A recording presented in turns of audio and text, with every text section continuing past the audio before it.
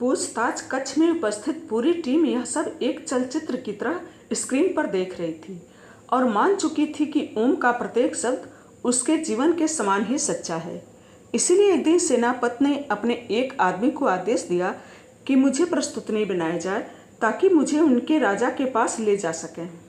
मेरी दाढ़ी बनाई गई और मुझे अच्छे से नहलाया गया। इसके बाद मुझे एक जोड़ी नए वस्त्र पहनने के लिए दिए गए। यह देखते हुए कि मेरे रहने से कोई खतरा नहीं है, राजा ने मुझे मुक्त करने का फैसला सुनाया। जैसे ही मैं तैयार हुआ और दर्पण में खुद को देखा, मैंने जीवन में पहली बार मृत्युंजय को पहचाना, लेकिन मेरी प्रसन्नता गायब हो गई। जैसे ही मुझे यह एहसास हुआ कि मैं एक पूर्ण वयस्क आदमी हूँ जो किसी काम का नहीं है। मैं अंदर से खोखला था, बिना प्रेम के, घृणा के, शांति के, हलचल के, कोलाहल के, बस केवल सन्नाटा। मेरे होने या न होने से किसी को कोई फर्क नहीं। मेरे आसपास बूढ़े और जवान दोनों तरह के प्रसन्नचित चेहरे वाले व्यक्ति थे, जो भगवान के द्वारा एक दूसरे से किसी न किसी रूप में बंधे हुए थे। अच्छे और बुरे लोगों से भरे संसार में अकेले रहने से बुरा क्या हो सकता था? मेरी आंखों से आंसू बहने लगे। मैं जीवन का अंत नहीं कर सकता था, क्योंकि मैं एक बंधन में बंधा हुआ था जो सुश्रुत ने मुझसे लिया था कि मैं पुस्तक की सुरक्षा अपने जीवन से भी अधिक करूंगा, अन्यथा मेरे जीवित रहने का कोई कारण नहीं था। वह वचन और वे पुस्तक मेरे शरीर से जीवन को अंदर बाहर खींचती रही। मैं गुप्त रहते हुए भी धीरे धीरे संसार के तौर तरीके सीख रहा था। कई बार मैं ऐसे रोगों से ग्रस्त रहा जिनका कोई उपचार नहीं था, परंतु मैं कभी नहीं मरा। ओम जैसे जैसे खुलासा करता रहा, स्क्रीन पर उसकी मरती हुई और नाजुक हालत दिखती रही। एक समय था जब मैं एक महान पुरुष के साथ भोजन एवं आश्रय के बदले में सेवक की तरह रह रहा था। वह कभी कभी मुझे अपने पुराने वस्त्र भी पहनने के लिए दिया करते थे। मेरा कार्य उनके बच्चों की देखभाल करना, उनके साथ खेलना और वह सब कुछ करना जो वे मुझसे करने के लिए कहते थे। इसके साथ साथ मैं घर के अन्य घरेलू कार्य जैसे कपड़े की धुलाई, रोजाना के काम आदि करता था। बच्चों के साथ खेलते खेलते मैंने भी प्रारंभिक पढ़ाई लिखाई के अलावा बहुत सारी छोटी छोटी चीज़ें जो वे करते थे सीख ली थी। जैसे जैसे समय गुजरता गया, मैं उनके परिवार का सदस्य बन गया था। मेरे साथ बाकी सेवकों से अच्छा व्यवहार किया जाता था, परंतु यह ज़्यादा दिन तक नहीं चला। ओम थोड़ी देर के लिए चुप रहा। सभी ने उसकी ओर आंखों में एक ही प्रश्न लिए देखा कि क्यों, क्या गलती हुई? डॉक्टर साहिस्ता ने पूछा। मेरी आयु नहीं बढ़ रही थी।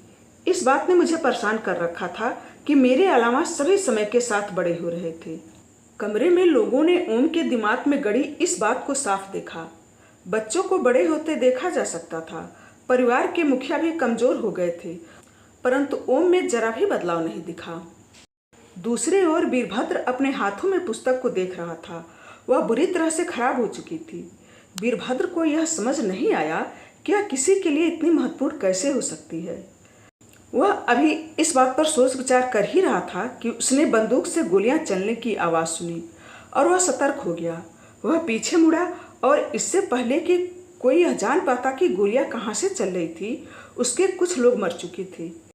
वीरभद्र ने अपने 4 आदमियों को गोली चलने वाली दिशा की ओर भागने और गोली चलाने वाले को जिंदा पकड़ने का आदेश दिया। बाकी बचे लोग वीरभद्र के साथ पुस्तक को लेकर विपरीत दिशा में अपने वाहन की ओर भागे। यह पुस्तक महत्वपूर्ण है, वीरभद्र ने सोचा। जो लोग गोलियां चलने वाली दिशा में भागे थे, उन्हें नहीं पता था कि उनका सामना किससे होने वाला है। उन्हें अपनी मृत्यु से कुछ क्षण पहले ही सत्य का पता चला। एक क्षण में उन्हें यह एहसास हुआ कि वे अपने लक्ष्य को पराजित नहीं कर सकते थे और अगले ही क्षण उनके शरीर से प्राण निकल गए। उनके प्रतिनिधि की लड़ने की क्षमता ऐसी थी कि कोई इसे पराजित नहीं कर सकता था। उसने युद्ध करने की प्राचीनतम कला का प्रयोग किया, जो कला अब बिल्कुल विलुप्त हो चुकी थी। संभवतः 4 आदमियों की मृत्यु पूरी तरह से व्यर्थ साबित नहीं हुई। इससे वीरभद्र को पुस्तक के साथ बच निकलने का अवसर मिल गया था। आदमी का उद्देश्य सफल नहीं हुआ, परंतु समाप्त भी नहीं हुआ था। जैसे ही उसने उन आदमियों को मारा, वह जान गया कि इसे कैसे सुधारा जा सकता है। द्वीप के जंगल में आदमी को श्रीलंका से अपने साथी का फोन आया। उसने शीघ्रता से सवाल किया, काम हो गया? नहीं, वह पुस्तक लेकर भाग गया है। तैयार रहो। तुम्हें कितना समय लगेगा? आधा घंटा, शायद कम। मैं उनके बिल्कुल पीछे हूँ। ठीक है, मैं उनसे भिड़ने के लिए तैयार हूँ। कितने आदमी हैं? 3 लोग सुविधा केंद्र की ओर जा रहे हैं और 9 मर चुके हैं। डॉक्टर श्रीनिवासन पूछताछ कक्ष की ओर बीच रास्ते में ही थी जब उनका फोन बजा। फोन वीरभद्र का था। जल्दबाजी में मुड़कर वापस कक्ष की ओर जाते हुए उन्होंने फोन उठाया और कहा, हाँ वीर। वे हाँफ रहे थे। दूसरी तरफ घटनाओं के इस तरह घटने से वीरभद्र भी हाँफ रहा था। वह खून से लथपथ था। उसने किसी तरह रूधे हुए गले के साथ जवाब दिया, सर, किसी ने हम पर हमला कर दिया है। हमारे कई आदमी मारे गए हैं। सर, यहाँ कुछ गंभीर चल रहा है जो हम नहीं जानते। डॉक्टर श्रीनिवासन भी इस रहस्य उद्घाटन से भयभीत थे। उन्होंने कभी कोई हत्या नहीं देखी थी और उन्हें इस तरह की स्थिति को संभालने का अनुभव नहीं था। वे दुगुनी तेजी से बूढ़े आदमी की ओर बढ़े। उन्होंने वीरभद्र को होल्ड पर रखा। जैसे ही वे बूढ़े आदमी के पास पहुंचे, उन्होंने देखा कि वह बुरी तरह पसीने से लथपथ था। वे बड़बड़ाए, हमारे आदमी वहां श्रीलंका में मार दिए गए हैं। वीरभद्र फोन पर है। यहाँ क्या हो रहा है? उस पुस्तक में ऐसा क्या है जो लोग उसके लिए मर रहे हैं? और ऐसा कौन हो सकता है जो हमारा दुश्मन हो? आप हमसे क्या करवा रहे हैं? जवाब दीजिए, डॉक्टर श्रीनिवासन गरजते हुए बोले। बूढ़ा आदमी खड़ा हुआ, डॉक्टर श्रीनिवासन के पास आया और उनसे फोन छीन लिया। पुस्तक कहाँ है? उसने पूछा। पुस्तक मेरे पास है। तुम्हें यहाँ तक पहुँचने में कितना समय लगेगा? 30 मिनट के आसपास। तुम कौन हो? डॉक्टर श्रीनिवासन कहाँ हैं? बूढ़े आदमी ने बिना किसी प्रश्न के या परवाह किए फोन काट दिया। उसे यह परवाह नहीं थी कि कई लोगों ने अपनी जानें खो दी हैं। डॉक्टर श्रीनिवासन बूढ़े आदमी की लड़खड़ाती टांग, जो उससे संभल नहीं पा रही थी, को देखते हुए वहीं खड़े रहे। उन्होंने वहां खड़े पागलों सा व्यवहार करते दयाहीन प्राणी को सिर से पैर तक अच्छे से देखा। तब उन्हें एहसास हुआ कि वह हर परिस्थिति में, चाहे अच्छी हो या बुरी, किसके साथ खड़े थे। बूढ़ा आदमी अब अपनी कुर्सी पर कुछ चीजें इकट्ठा करते हुए बैठ गया। डॉक्टर श्रीनिवासन अपने आप को संभालते हुए छोटे छोटे कदमों के साथ आदमी की तरफ बढ़े। उन्होंने उसे अपने सामने लाने के लिए उसकी कुर्सी के हत्थों को जकड़कर अचानक से कुर्सी को घुमाया। उन्होंने गुस्से से पूछा, आपने हमें कहाँ फंसाया है? अगर वहाँ आदमी मारे गए हैं तो यहाँ भी मारे जा सकते हैं। जब तक मुझे मेरा जवाब नहीं मिल जाता, मैं पूछताछ और बाकी सभी काम अभी के अभी रोक रहा हूँ। डॉक्टर श्रीनिवासन की आंखें गुस्से से लाल हो गई थी। बूढ़ा आदमी अचानक खड़ा हुआ और डॉक्टर श्रीनिवासन की बांह पकड़कर उन्हें एक झटके के साथ लगभग 8 फीट पीछे ढकेल दिया। डॉक्टर श्रीनिवासन दीवार से जा टकराए और दर्द से कराह उठे। बूढ़ा आदमी, जो अपनी उम्र के हिसाब से बहुत मजबूत और फुर्तीला था, डॉक्टर श्रीनिवासन ने कभी कल्पना भी नहीं की थी कि इस नाजुक से दिखने वाले प्राणी द्वारा उन पर शारीरिक हमला हो सकता है। बूढ़ा आदमी पहली बार अपनी पीठ को सीधा करते हुए डॉक्टर श्रीनिवासन के ठीक सामने खड़ा हुआ और उन्हें घूरने लगा। उसकी आंखें बहुत बड़ी थी और उसने एक बार भी पलक नहीं झपकाई। उसकी आंखों की पुतलियां बड़ी और छोटी हो रही थी। डॉक्टर श्रीनिवासन डर से उसे एकटक देख रहे थे और बूढ़ा आदमी उन्हें गुस्से से। तब बूढ़ा आदमी स्थिर होकर नम्रता से बोला, यह तुम्हारी टीम नहीं है, यह मेरी है। मैंने उन सबको पैसे दिए हैं और तुम्हें भी। मेरे जीवन में कई नौकर रहे हैं, उनमें से जिन्होंने कभी क्या और क्यों नहीं पूछा। केवल वही सामान्य मौत मरे हैं। तुम समझे? उसने चेतावनी दी।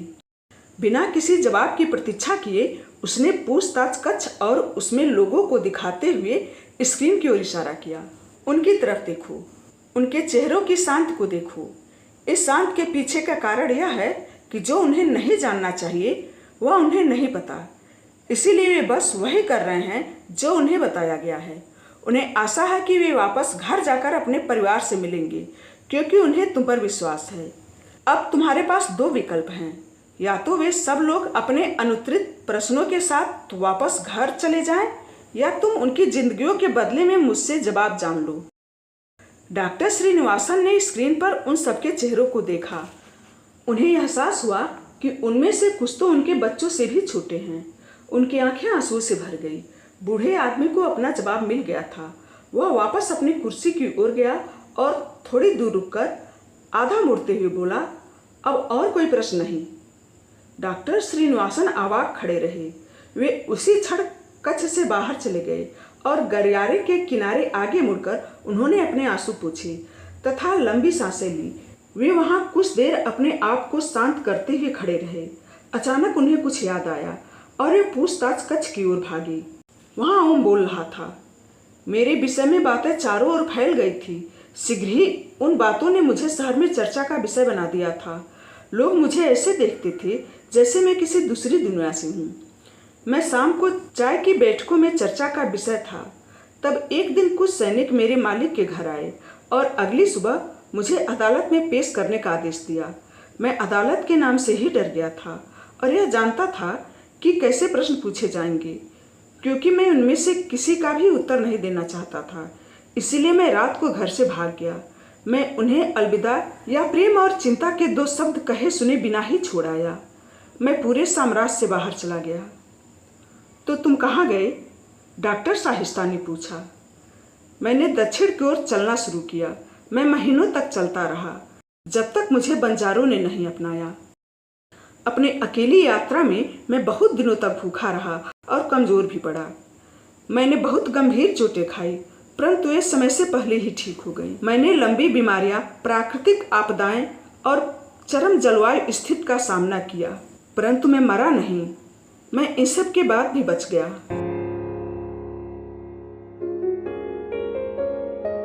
इस कहानी का शेष हिस्सा अगले वीडियो में। आशा है यह कहानी आपको अच्छी लगी होगी।